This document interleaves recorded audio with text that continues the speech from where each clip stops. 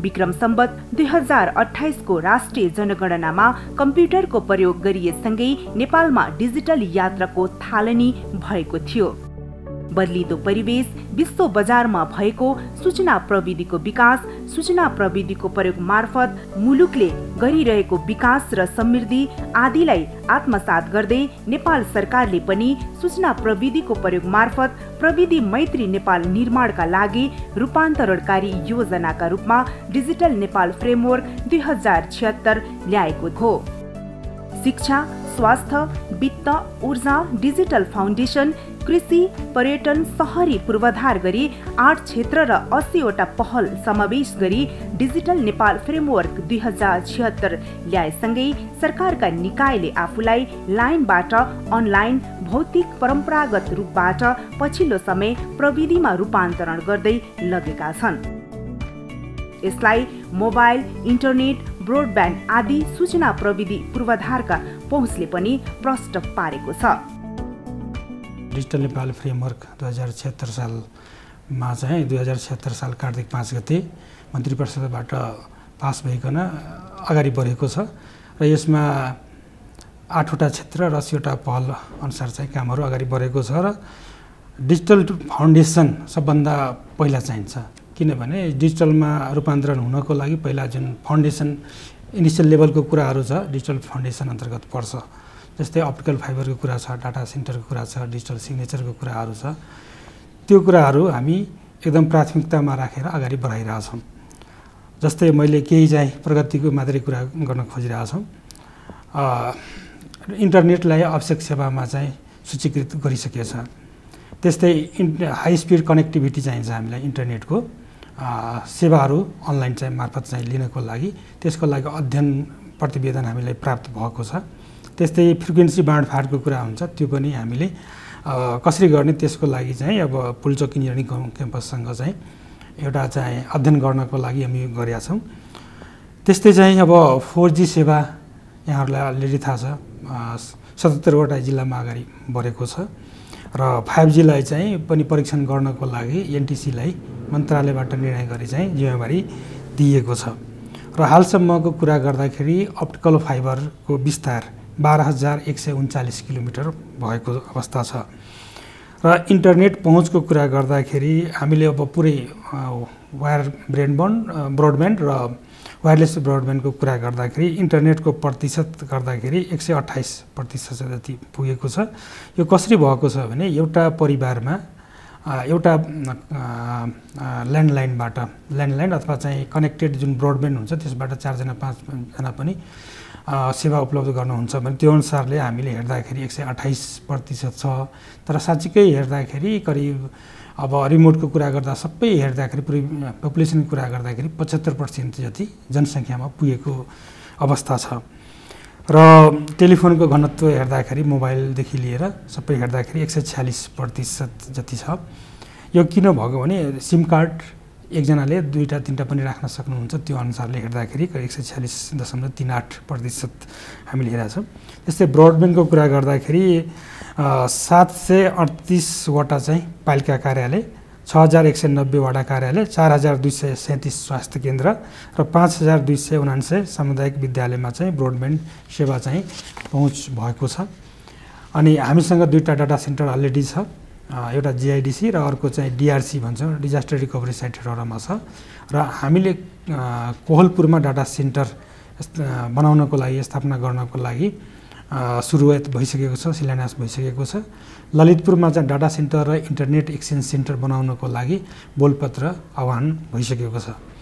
र अहिलेसम्म 930 वटा सामुदायिक विद्यालयमा हामीले ल्याब स्थापना गरेका छौँ सूचना प्रविधिसँग सम्बन्धित। र मन्त्रालय अन्तर्गतका विभागहरूमा हामीले यो जिआइएमएस भन्छौँ, government integrated office management system, एउटा चाहिँ सिस्टम हो जुन अनुसारले हामी मन्त्रालयमा चिठीपत्रहरू सबै आदान प्रदान गर्नेदेखि निर्णय गर्नेदेखि सबै काम गर्छौँ। टिप्पणी फाइलहरू पनि त्यसबाट नै सदर गर्ने गर्छौँ। पछिल्लो समय सरकारी निकायले सूचना प्रविधिको प्रयोग बढाउँदै लगेका छन्, जसमध्ये महत्त्वपूर्ण रहेको छ श्रम, रोजगार तथा सामाजिक सुरक्षा मन्त्रालय। मन्त्रालयले वैदेशिक रोजगारमा जाने श्रमिकका लागि आवश्यक सबै खालका श्रम स्वीकृतिलाई पूर्ण अनलाइन बनाएसँगै श्रम स्वीकृति लिनकै लागि घण्टौं लाइनमा बस्नुपर्ने बाध्यताको अन्त्य भएको छ। अनलाइन श्रम स्वीकृति सुरु भएपछि दैनिक करिब 1800 जनाले अनलाइन मार्फत यो सेवा लिइरहेका छन्। श्रम स्वीकृतिसँगै राहत, उद्धार र वैदेशिक रोजगार कल्याणकारी सहायता कोषलाई पनि अनलाइन बनाइएको छ। सम्बन्धित व्यक्तिले आफ्नो स्थानीय तहबाट अनलाइन मार्फतै यी सेवाहरू लिन सक्नेछन्। यी सूचना प्रविधि प्रणालीले वैदेशिक रोजगार क्षेत्रलाई व्यवस्थित, मर्यादित तथा सहज बनाएको छ। मुलुकको कुल गृहस्थ उत्पादन जीडीपीमा 25.1% योगदान रहेको रेमिट्यान्सको मुख्य क्षेत्र वैदेशिक रोजगार क्षेत्रमा सूचना प्रविधिको प्रयोगले सकारात्मक परिवर्तन ल्याएको छ।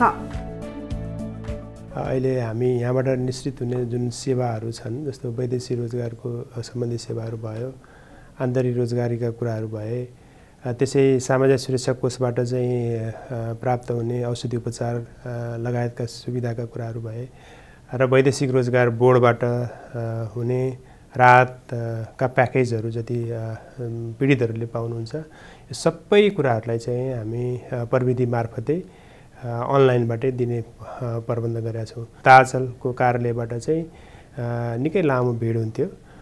त्यहाँ चाहिँ अहिले हामीले टोटली हामी जति श्रम स्वीकृतिहरू, विदेशमा जाने श्रम स्वीकृतिहरू एउटा त हामी देशभरिबाटै इनरोल गर्न सकिने भयो, अर्को चाहिँ सबै कुराहरू चाहिँ अनलाइनबाटै दिने गरेका छौँ। अहिले चाहिँ करिब करिब हाम्रो अनलाइन प्रविधि सुरु भएपछि 2 लाख जति श्रमिकहरूले चाहिँ सेवा प्राप्त गर्नुभयो वैदेशिक रोजगारमा जाने। अहिले चाहिँ नियर अबाउट 1800 जनाले दैनिक रूपमा चाहिँ त्यो खालको सेवा चाहिँ उपभोग गरिराख्नु भएको छ। विदेशमा चाहिँ हाम्रो श्रमिकहरूले काम गर्नमा छ, मृत्यु भएको श्रमिकहरूको रकम उपलब्ध गराउने कुरामा चाहिँ पनि हामीले सम्बन्धित पालिका मार्फतै अनलाइनबाटै दिने, उहाँ व्यक्तिको, पीडित व्यक्तिको एकाउन्टमै जम्मा गरिदिने त्यो खालको सिस्टमहरू हामीले डेभलप गरिसकेका छौँ। त्यो हिसाबले श्रम, रोजगार तथा सामाजिक सुरक्षा मन्त्रालयलाई जति म्यान्डेट प्राप्त छ ती सबै हामीबाट यहाँ हुने सेवा प्रवाहलाई हामीले टोटली कम्प्युटर प्रविधि मात्रैबाट लैजाने र एउटा डिजिटल नेपालको जुन परिकल्पना छ, नेपाल सरकारले घोषणा गरेको, त्यसलाई परिपूर्ति गर्ने काममा चाहिँ मन्त्रालयले सबै कामहरू अगाडि बढाएको छ। जन्म, विवाह, सम्बन्ध विच्छेद, मृत्यु जस्ता व्यक्तिका व्यक्तिगत घटना दर्ता, सम्पत्ति कर तिर्न मिल्ने गरी विकास गरिएको स्थानीय तह मोबाइल एप हाल 753 वटा स्थानीय तहमा प्रयोगमा रहेका छन्। व्यक्तिका व्यक्तिगत घटना दर्तालाई अनलाइन बनाएसँगै यसले सेवालाई सहज बनाउनुका साथै तथ्याङ्क विवरणलाई पनि सुरक्षित बनाएको छ। त्यसैगरी कार्यालय बीच हुने चिठी पत्र आदान प्रदान, दर्ता चलानी जस्ता समान प्रकृतिका काम एकै समयमा सम्पादन गरी कार्य सम्पादनलाई छिटो छरितो बनाउन सूचना प्रविधि विभागले एकीकृत कार्यालय व्यवस्थापन प्रणालीको विकास गरी प्रयोगमा ल्याएको छ। हाल यो प्रणाली सञ्चार तथा सूचना प्रविधि मन्त्रालय, हुलाक सेवा विभाग, सूचना तथा प्रसारण विभागमा प्रयोगमा रहेको छ। सहज रूपमा चाहिँ नागरिकहरूलाई चाहिँ दिनको लागि, सेवा दिनको लागि विभिन्न सिस्टमहरू तयार गरेका छन्। यसमा चाहिँ फर्स्टमा स्थानीय निकायको मोबाइल एप्स, त्यसपछि हामीले अब कार्यालय बीचको सम्पर्क सजिलो होस् भन्ने हिसाबले एकीकृत कार्यालय व्यवस्थापन प्रणाली अनि एसएमएस गेटवे। स्थानीय निकायको मोबाइल एप्स पहिला चाहिँ छुट्टै किसिमको मोबाइल एप्स थियो, 753 वटा मोबाइल एप्स थियो भने हामीले के गर्यौँ त्यसलाई भन्दाखेरि एउटै मोबाइल एप्स गऱ्यौँ, जसले गर्दाखेरि स्थानीय नागरिकहरूलाई एउटै मोबाइल एप्स पुग्यो, डाउनलोड गरेर पुग्यो। अनि त्यसमा चाहिँ कुन निकायको अब 753 वटा को छ भने आफ्नो निकाय को छ त्यो चुज गरेर उहाँहरूले त्यहाँको इन्फर्मेसनदेखि लिएर अरू कुराहरू पनि हेर्न सक्छन् र केही सजेसनहरू छ भने सजेसनहरू पनि दिन सक्छन्। प्रत्यक्ष रूपमा नभए पनि अप्रत्यक्ष रूपमा सरकारी काममा हुने ढिलाइ नहोस् भन्ने हिसाबले यसपालि हामीले एकीकृत कार्यालय व्यवस्थापन प्रणाली पनि अगाडि बढाइसकेका छौँ। 20 वटा मा सिस्टम लागू भयो भने 20वटा निकाय बीच चाहिँ एक आपसमा 1 सेकेन्डमै चिठी पत्रहरू आदान प्रदान गर्न सक्छौँ। मेन फाइदा यसको के छ भन्दाखेरि डिजिटल सिग्नेचर पनि इनबिल्ट छ। डिजिटल सिग्नेचर गरेर हामीले पत्राचार गर्न सक्छौँ। हरेक क्षेत्रमा सूचना प्रविधिको प्रयोग बढेसँगै दैनिक लाखौं मानिसले यात्रा गर्ने यातायातका साधन र यात्रालाई व्यवस्थित, सहज, सुरक्षित गर्ने जिम्मेवार निकाय यातायात व्यवस्था विभागले आफ्नो सेवालाई प्रविधि मैत्री बनाउँदै लगेको छ। चिप सहितको पूर्णकालीन smart driving licence, digital embossed number plate, सवारी साधन जाँच पास नवीकरणलाई प्रविधि मैत्री बनाएको छ। पछिल्लो समय क्यूआर कोड सहितको परीक्षणकालीन सवारी चालक अनुमति पत्र भेरिफिकेसन एपको विकास गरी प्रयोगमा ल्याएको छ। भेहिकल रजिस्ट्रेसन सिस्टम VRS-लाई पूर्ण विद्युतीय प्रणालीमा लैजाने तयारी गरेको छ विभागले विकास गरी प्रयोगमा ल्याएका यी प्रणालीले सेवाग्राहीलाई सहजता प्रदान गर्नुका साथै यातायात क्षेत्रलाई सुरक्षित, व्यवस्थित बनाउन महत्त्वपूर्ण भूमिका खेलेको छ। सवारी चालक अनुमति पत्रको सन्दर्भमा अनलाइनबाटै फारम भर्ने र अनलाइनबाटै उहाँहरूले चाहिँ आफ्नो कुन दिन चाहिँ कार्यालयमा जानुपर्ने हो, कुन दिन चाहिँ आफ्नो सेवा लिनु पाउने भन्ने कुराहरू चाहिँ फिक्स गर्न चाहिँ सिस्टमको एउटा व्यवस्था गरेको छ। र अहिले पछिल्लो चरणमा चाहिँ हामीले 15 दिनभित्रमा तपाईले फारम अथवा डेट लिएको 15 दिनभित्रमा यहाँको चाहिँ ट्रायल र लिखित परीक्षा हुने गरी एउटा सिस्टम डेभलप गरेको छ। र त्यो हिसाबले धेरै सेवाग्राहीले लाभान्वित भएको अवस्था पनि छ। पहिले एउटा हाते लाइसेन्स दिन्थ्यौँ हामीले, ढड्डामा रेकर्ड हुन्थ्यो भने अब समय सिस्टमाइज भएर कम्प्युटराइज सिस्टम भइसकेको छ।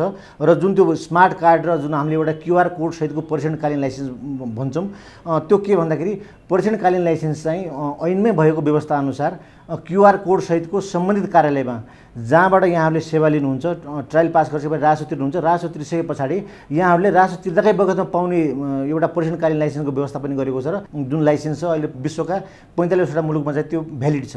त्यो पनि एउटा हाम्रो उपलब्धि नै मान्नुपर्छ, किनभने हामी यो विद्युतीय उसमा गइसके पछाडि, अनलाइन सिस्टममा गइसके पछाडि त्यो कार्ड भयो भने चाहिँ हामीले अर्कोतिर त्यो छुट्टै कार्ड लिइराख्नु पर्दैन। र त्यस्ता जुन वैदेशिक रोजगारमा जाने अथवा वैदेशिक अध्ययनमा जाने हाम्रो व्यक्तित्वहरू हुनुहुन्छ, सेवाग्राहीहरू हुनुहुन्छ, उहाँहरूलाई अप्ठ्यारो नहोस् भन्ने हिसाबले विभागले चाहिँ के गरेको छ भन्दाखेरि त्यस्ताहरूको लागि चाहिँ उहाँहरूले यहाँ आएर आफ्नो प्रमाणसहित निवेदन दिनुभयो भने चाहिँ उहाँहरूलाई चाहिँ हामीले स्मार्ट कार्डै 1 वर्ष उहाँहरूलाई नकुराएर 7 दिनभित्र स्मार्ट कार्ड प्रिन्ट आउट गरेर पनि अहिले दिइराखेको अवस्था विभागले गरेको छ। नागरिकलाई 24 घण्टा एउटै एप मार्फत सेवा प्रवाह गर्ने उद्देश्यका साथ ल्याइएको एप हो नागरिक एप। प्यान, स्थायी लेखा, सञ्चय कोष, राहदानी, मतदाता परिचय पत्र, सामाजिक सुरक्षा कोष, शैक्षिक प्रमाणपत्र विवरण, नागरिकता आदि सरकारी निकायका 9वटा सेवा आबद्ध गरी सुरु गरिएको यस एपमा हाल विभिन्न 23वटा सरकारी निकायका 42वटा सेवाहरू आबद्ध रहेका छन्। नागरिकता, मतदाता परिचय पत्र, राहदानी मध्ये एक विवरण उपलब्ध गराई एप डाउनलोड गरी प्रयोग गर्न सकिने यो एपको हाल करिब 6 लाख भेरिफाइड प्रयोगकर्ता रहेका छन् भने करिब 16 लाख नागरिकले यो एप डाउनलोड गरेका छन्। अब चाहिँ नागरिक एपमा आबद्ध भइसकेपछि चाहिँ कुनै पनि कागजात बोकेर चाहिँ सरकारी कार्यालयमा गइरहनु पर्दैन हैन। अब त्यो एउटा भइहाल्यो। त्यसपछि 24 घण्टा जुनै पनि बेला चाहिँ सेवा प्राप्त गर्न सकिने भयो। त्यो भएर जस प्रभावकारी चाहिँ एकदम प्रभावकारी देखाएको छ। अहिलेसम्म 6 लाखभन्दा बढी प्रयोगकर्ता चाहिँ एक्टिभ युजरहरू छन्। उहाँहरूले चाहिँ कन्टिन्युअस सेवा लिइरहनु भएको छ यसबाट। यसको साथै हाम्रो चाहिँ हेल्प डेस्क छ हैन। हेल्प डेस्कले चाहिँ सेवाग्राहीको गुनासोहरू सुनेर अब उहाँहरूको के समस्या छ त्यो चाहिँ अब तुरुन्त मिल्छ भने तुरुन्तै समस्या समाधान गर्नुहुन्छ। यदि उहाँको लेभलबाट मिल्छ भने, यदि होइन भने, यदि टेक्निकल इस्यु हो, त्यस्तो केही छ भने, सफ्टवेयरको इस्यु हो भने चाहिँ उहाँले स्केलेट गर्नुहुन्छ। अनि हामीसँग एउटा डेभलपरको टिम नै छ। अनि उहाँहरूले चाहिँ सेवाग्राहीको समस्याहरू चाहिँ समाधान गर्ने काम चाहिँ उहाँहरूले गर्नुहुन्छ। हालसालै लाइसेन्स पनि आबद्ध भएको छ। अब चाहिँ हामीले लाइसेन्सको विवरण यहीँबाट हेर्न मिल्छ। अबको नेक्स्ट स्टेप भनेको चाहिँ यसैबाट नयाँ अब जस्तै क्याटेगोरी थपको हुन्छ कि अब नयाँ लाइसेन्सको लागि पनि हामीले यसैबाट आवेदन दिन सक्ने त्यो एउटा फिचर यसमा एड हुँदैछ। निजी र सरकारी सामुदायिक विद्यालय बीचको शैक्षिक खाडल पूरा गरी सम्पूर्ण विद्यार्थीलाई प्रविधिमा आधारित शिक्षा प्रदान गर्ने उद्देश्यका साथ सूचना प्रविधिमा आधारित शिक्षामा जोड दिएको छ शिक्षा विज्ञान तथा प्रविधि मन्त्रालयले।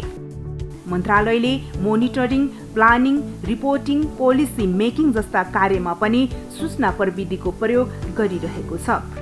प्रभावकारी सिकाइका लागि लर्निङ म्यानेजमेन्ट सिस्टम प्रयोगमा ल्याएको मन्त्रालयले 2000 भन्दा बढी विद्यालयहरूमा स्मार्ट क्लासरुम, 1500 बढी विद्यालयमा कम्प्युटर ल्याब स्थापना गरिसकेको छ भने शैक्षिक प्रमाणपत्र प्रमाणीकरण कार्यलाई पनि अनलाइन बनाएको छ।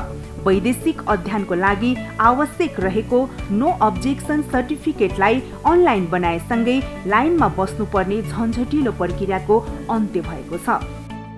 आइसिटी को युज गरेर कसरी पठन पाठनलाई अझ प्रभावकारी बनाउने, कसरी कन्टिन्युअल र ब्रोडर यो चाहिँ सिकाइलाई चाहिँ इन्स्योर गर्ने भन्ने कुराहरू चाहिँ हामीले एउटा कुरामा चाहिँ ध्यान दिएका छौँ। अर्को पक्ष भनेको चाहिँ आइसिटी युज गरेर एजुकेसन सेक्टर गभर्नेन्सलाई कसरी बेटर बनाउने, कसरी त्यसको रिपोर्टिङ, प्लानिङ, पोलिसी मेकिङ, मोनिटरिङलाई इफेक्टिभ गर्ने दोस्रो पाटोमा, र तेस्रो चाहिँ एजुकेसनसँग सम्बन्धित सेवाहरू जस्तै नो अब्जेक्सन सर्टिफिकेटको कुरा भयो, कतिपय प्रमाणीकरण गरिदिनु पर्ने हुन्छ सर्टिफिकेट, त्यसलाई कसरी अटोमेट गर्दै चाहिँ सहज रूपमा आइसिटी रिलेटेड सेवाहरूलाई चाहिँ प्रदान गर्ने, ती कुराहरूमा चाहिँ हामीले अहिले फोकस गरिरहेछौँ। सिकाइलाई चाहिँ टेक्नोलोजीको एसेस छ भने त्यसलाई चाहिँ कन्टिन्युअल सिकाइ, क्वालिटी एजुकेसनलाई चाहिँ हामीले इन्स्योर गर्न सकौँ टेक्नोलोजी युज गरेर भनेर लर्निङ म्यानेजमेन्ट सिस्टममा चाहिँ हामीले काम गरिरहेछौँ। अर्को कन्भेन्सनल हाम्रो स्कुल पठन पाठनमा चाहिँ सहयोग हुनलाई चाहिँ हामीले कम्प्युटर ल्याबहरू 1500 भन्दा बढी स्कुल्सहरूमा चाहिँ हामीले स्थापना गरिसकेको स्थितिहरू छ। त्यसपछि आएर स्मार्ट क्लासरुम चाहिँ 2000 भन्दा बढी स्कुलहरूमा स्मार्ट क्लासरुमहरू चाहिँ हामीले स्थापना गरेको, अहिले पनि स्मार्ट क्लासरुम स्थापना गर्ने चाहिँ प्रोग्रामहरू चलिरहेको छ। त्यसले चाहिँ के गर्छ त भन्दाखेरि जुन पठन पाठनको प्रक्रियालाई सहजीकरण गर्ने र विद्यार्थीलाई चाहिँ बुझ्नलाई सहज पुर्याउने र विद्यार्थीले आइसिटी एजुकेसन लिनलाई नि सहज पुर्याउने गरी ल्याबहरू चाहिँ हामीले इनफ डेभलप गर्दै जानुपर्छ भनेर त्यो पाटोमा हामी गइरहेका छौँ। हरेक क्षेत्रमा सूचना प्रविधिको प्रयोग बढेसँगै राष्ट्रिय परिचय पत्र तथा पञ्जीकरण विभागले पनि आफ्ना सेवालाई प्रविधि मैत्री बनाउँदै लगेको छ, जसमध्ये राष्ट्रिय परिचय पत्र नेशनल आइडी प्रमुख रहेको छ। व्यक्तिको डिजिटली पहिचान राख्न सुरु गरिएको यस परिचय पत्रमा व्यक्तिका व्यक्तिगत विवरण विद्युतीय माध्यममा रहने गर्दछ, जसले राज्यले प्रदान गर्ने सेवा सुविधा लिनकै लागि नागरिकता बोकिरहनुपर्ने बाध्यता हटाएको छ। नागरिकता सरह नै हुने यो परिचय पत्र लिनका लागि अनलाइन मार्फत नै विवरण भर्न सकिनेछ। व्यक्तिको पहिचान डिजिटली रहने भएसँगै यसले विगतमा देखिएका नागरिकता दुरुपयोगलाई नियन्त्रण गर्दै अपराध अनुसन्धानमा पनि सहयोग पुग्ने देखिन्छ। त्यसैगरी विभागको अर्को महत्त्वपूर्ण काम पञ्जीकरण सेवालाई पनि अनलाइन बनाएको छ। राष्ट्रिय परिचय पत्र व्यवस्थापन प्रणाली अथवा त्यसलाई हामीले पूर्ण सूचना प्रविधि मैत्री बनाएका छौँ। सूचना प्रविधि मैत्री बनाउने सम्हालमा हाम्रो चाहिँ राष्ट्रिय परिचय पत्र सूचना व्यवस्थापन प्रणाली छ। त्यसमा चाहिँ सबै नागरिकहरूको जैविक तथा वैयक्तिक तथा जैविक विवरण हामीले त्यसमा लिन्छौँ। अहिलेसम्मको अवस्था हेर्दाखेरि हामी करिब 75 लाख चाहिँ मान्छेहरूको अथवा मानिसहरूको अथवा व्यक्तिहरूको यो विवरण प्राप्त भइसकेको छ। तर यो असार माससम्म यो करिब 80 लाख पुग्छ र यसको साथसाथै हामीले अझ मान्छेहरूलाई लाइन धेरै लाग्नुपर्ने भयो भनेर अनलाइन मार्फतै टोकनको प्रणाली पनि गरेका छौँ र अनलाइन मार्फत नै प्री इनरोलमेन्ट अथवा इनरोलमेन्ट गरेर आफ्नो विवरण आफै भरेर समय लिएर आउनुभयो भने अझ त्यो लाइन पनि व्यवस्थापन हुन्छ भनेर हामीले त्यो ढङ्गले काम गरिरहेका छौँ।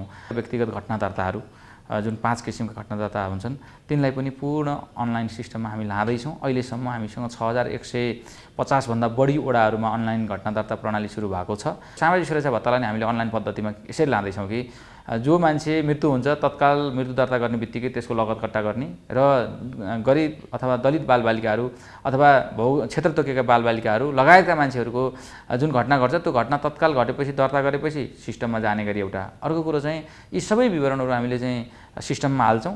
अहिले करिब 34 देखि 35 लाख सामाजिक सुरक्षा भत्ता प्राप्त गर्ने मान्छेहरूको विवरण सम्पूर्ण हाम्रो सिस्टममा देखिन्छ। त्यसैले त्यो लाइनबाट अनलाइनमा गएको पद्धति अथवा तपाईँको चाहिँ हस्तलिखितबाट चाहिँ तपाईँको अनलाइन गएको पद्धति र यो नेसनल आइडेन्टिटीको काम गरिरहँदाखेरि हामीले यसरी काम गरिरहेका छौँ र यो डिपार्टमेन्ट मूलतः पूर्ण रूपमा चाहिँ तपाईँको सूचना प्रविधि चाहिँ मैत्री बनेर जाने ढङ्गले काम गरिरहने अवस्था हुँदा हाम्रा सबै गतिविधिहरू त्यसैतर्फ लक्षित र सम्बन्धित छन्। हस्तलिखित राहदानीबाट सुरु गरेको राहदानीलाई एमआरपी मेसिन रिड्युबल हुँदै इलेक्ट्रोनिक पासपोर्ट विद्युतीय राहदानीमा रूपान्तरण गरेको छ। विद्युतीय राहदानीको सुरुवात गरेसँगै सेवाग्राहीले अनलाइन मार्फत नै राहदानीका लागि आवश्यक विवरण भर्न सक्नेछन्। विश्वमा प्रचलनमा रहेका राहदानी मध्ये सबैभन्दा लेटेस्ट तेस्रो पुस्ताको राहदानीको रूपमा रहेको यस विद्युतीय राहदानीको सुरुवातले एउटा नयाँ आयाम थप्नुका साथै विगतमा हुने राहदानीको दुरुपयोगलाई पनि यसले नियन्त्रण गरेको छ। पहिला एमआरपी को सिम्पल फारमहरू भर्ने त्यसपछि लिएर आउने थियो भने अहिले चाहिँ घरमै बसेर अनलाइनबाट चाहिँ फारम भर्न सकिन्छ। अनलाइनमा सम्पूर्ण आफ्ना विवरणहरू रुजु गर्न सकिन्छ, आफ्ना डकुमेन्टहरू स्क्यान गरेर त्यसपछि यहाँलाई बारकोड सहितको एउटा विवरण प्राप्त हुन्छ। त्यो विवरणमा चाहिँ डेट र टाइम प्राप्त हुन्छ, कुन लोकेसनमा जाने, कुन डेटमा जाने र कुन टाइममा जाने त्यो लोकेसन प्राप्त हुन्छ। भनेपछि त्यो चाहिँ अनलाइन बेसिस छ, पहिलाको जस्तो चाहिँ झन्झटिलो भएन। ई पासपोर्ट बन्नको लागि जुन प्रयोग हुने युजर आइडी पासवर्डहरू जुन छ त्यसलाई डिजिटल सिग्नेचर डिजिटल सर्टिफिकेट भन्छ, त्यो चाहिँ हामीले आइकाओ पिकेडीमा सेयर गरेका हुन्छौँ। नेपाल 80औं मेम्बर हो होइन। आइकाओले के गर्छ भन्दा सबै मेम्बर कन्ट्रिजहरूलाई हाम्रो ई पासपोर्ट बन्नको लागि प्रयोग हुने जुन युजर आइडी पासवर्ड जुन छ त्यो सबै कन्ट्रीहरूलाई चाहिँ के गर्छ भन्दा त्यो डाउनलोड गर्ने फेसिलिटी दिएको हुन्छ। जब हाम्रो पासपोर्ट इन्टरनेसनल इमिग्रेसन पोइन्टमा जान्छ, उहाँहरूलाई कुनै किसिमको शङ्का लाग्यो भने उहाँले आइकाओबाट प्राप्त भएको त्यो जुन डिजिटल सिग्नेचरसँग यता चाहिँ उहाँहरूले म्याच गर्नुहुन्छ इलेक्ट्रोनिकल्ली होइन। भनेपछि त हाम्रो पासपोर्टको विश्वसनीयता पनि बढ्यो नि त। ई पासपोर्ट भन्दा अर्को लेटेस्ट पासपोर्ट अहिलेसम्म कुनै पनि आएको छैन। एमआरपीलाई सेकेन्ड जेनेरेसनको पासपोर्ट भन्छौँ, ई पासपोर्ट थर्ड जेनेरेसनको पासपोर्ट, त्यो चाहिँ लेटेस्ट पासपोर्ट र 120 भन्दा बढी देशहरूले चाहिँ ई पासपोर्ट जारी गरिसकेको छ। भनेपछि नेपाल सरकारले जुन यो अनलाइन बेसिस डिजिटल उसमा चाहिँ जुन यो ई पासपोर्ट जुन जारी गरेको छ होइन, यसले गर्दाखेरि सम्बन्धित चाहिँ सेवाग्राही, जारी गर्ने निकाय, इन्टरनेसनल्ली हाम्रो पासपोर्ट्सको सेक्युरिटी, अथेन्टिसिटी र भ्यालिडिटी यो सबै चिजमा चाहिँ के गरेको छ भन्दाखेरि हामीले चाहिँ विश्वसनीयता कायम गरेको छ, जसले गर्दा सरकारलाई पनि सहज भएको छ र सम्बन्धित व्यक्तिलाई पनि सहज भएको छ। प्रविधि मैत्री नेपाल निर्माणका लागि डिजिटल नेपाल फ्रेमवर्कको अवधारणा अनुरूप सरकारका निकायहरूले आफ्ना सेवालाई लाइनबाट अनलाइन रूपान्तरण द्रुत गतिमा भएको बताउनुहुन्छ आइटी विज्ञहरू। डिजिटल नेपाल फ्रेमवर्क जुन नेपाल सरकारले जुन ल्याएको छ र त्यसले चाहिँ वास्तवमा नेपाललाई हैन तपाईको एउटा ग्लोबल आइटी म्यापमा स्थापित गर्नको लागि हो। यसको साथसाथै आइटी सेक्टरलाई हैन इन्फर्मेसन टेक्नोलोजीलाई चाहिँ देशको विकासमा हैन एउटा तपाईको रणनीतिक सेक्टरको रूपमा स्थापित गर्नको लागि हो वास्तवमा हैन। डिजिटल फाउन्डेसनको मा चाहिँ तपाईको यो कनेक्टिभिटीको कुराहरू आउँछन् र कनेक्टिभिटीमा तपाईको ब्रोडब्यान्डका कुराहरू आउँछन् र नेपालको तपाईको कुना काप्चामा तपाईको ब्रोडब्यान्ड सेवा गइसकेको छ। किनभने ब्रोडब्यान्ड सेवा नभएसम्म चाहिँ यो अनलाइन तपाईको अफलाइन अनलाइनमा जान सकिँदैन। नेपाल सरकारका मन्त्रालय वा विभागहरूले तपाईको विभिन्न सेवाहरूलाई चाहिँ अहिले अनलाइन सिस्टममा ल्याइसकेको छ। यो सकारात्मक हो र हामीले प्रगति देखिरहेका छौँ र जनताहरूले तपाईको सर्वसुलभ किसिमले सेवा पाइरहेको देख्छौँ। डिजिटल पेमेन्टको कुराहरू गर्दाखेरि मोबाइल ब्याङ्किङको ट्रान्ज्याक्सन्सहरू रिसेन्टली हामीले हेर्दाखेरि एक महिनामै 13.5 मिलियनको चाहिँ भइरहेछ होइन। त्यो भनेको चाहिँ ठुलो उपलब्धि हो डिजिटल पेमेन्टको कुरा गर्दाखेरि। त्यस्तै इ कमर्सको कुराहरू अनि त्यसमा पनि सरकारको ध्यान गइरहेछ, पोलिसीहरूमा काम चाहिँ भइरहेको छ। त्यो सबै हेर्दाखेरि र एउटा नेसनल आइडी पनिमा काम भइरहेछ होइन। त्यसले गर्दा चाहिँ हाम्रो नागरिकहरूको चाहिँ सबैको इन्फर्मेसन चाहिँ एकै ठाउँमा ल्याएर त्यसले चाहिँ सहज पनि गर्ने भयो र धेरै उपलब्धि पनि हुने भयो। हाम्रो देश र हाम्रो देशको चाहिँ जुन जनताहरू छ लिट्रेसीमा चाहिँ अलिकति कम छ, त्यसमा पनि डिजिटल साक्षरता चाहिँ एकदम कम भएको हुनाले हरेक क्षेत्रमा ट्रेनिङको रूपमा होस्, तालिमको रूपमा होस्, यसलाई चाहिँ अगाडि बढाउनु पर्छ नै र यसमा सरकारले पनि धेरै कुराहरू अगाडि बढाएको छ र निजी क्षेत्रले पनि यसलाई सहकार्य गरेर डिजिटल लिट्रेसीलाई चाहिँ गाउँ लेभलमा चाहिँ अगाडि बढाएको चाहिँ हामीले भेटेका छौँ। सबभन्दा त्यसका नियमनका निकायहरू के हो, त्यसका मापदण्ड के हो, कसरी गर्दाखेरि हामीले त्यसलाई चाहिँ युज गर्न सक्छौँ र सबभन्दा महत्त्वपूर्ण यसमा यो डिजिटलाइजेसनमा केले महत्त्व राख्छ भने हामीहरूले हाम्रा ग्राहकहरू को हुन् र तिनीहरूलाई चाहिने समाचारहरू हामीले कसरी प्रेषण गर्न सक्छौँ र उहाँहरूको विचारधारालाई समावेश गरेर मात्रै अगाडि जान सकिन्छ। नेपाल सरकारले लिएको पेपरलेस फेसलेस ई गभर्नेन्सको अवधारणा अनुरूप अहिले सञ्चालनमा ल्याइएका अनलाइन सेवालाई समय सापेक्ष परिवर्तन गर्दै अगाडि बढ्न सके विश्वमा प्रयोगमा आएको सूचना प्रविधिलाई नेपाली जनजीवनसँग जोड्दै विकास र समृद्धि हासिल गर्नुका साथै प्रविधि मैत्री नेपाल निर्माणमा सहयोग पुग्ने देखिन्छ।